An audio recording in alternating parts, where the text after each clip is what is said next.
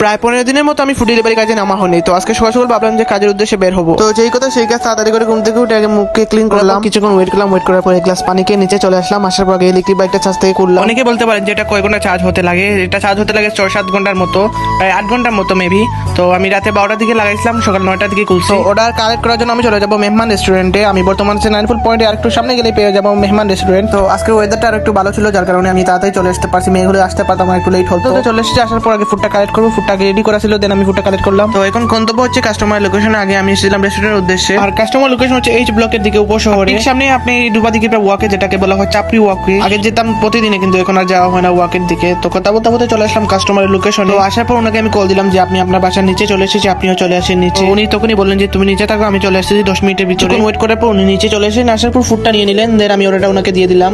তো এই ছিল আজকের মেয়ে ব্লগ। যদি আপনাদের ভালো লাগে অবশ্যই আমার চ্যানেলটিকে সাবস্ক্রাইব করবেন, আর ফেসবুকে দেখে অবশ্যই ফলো করে রাখবেন।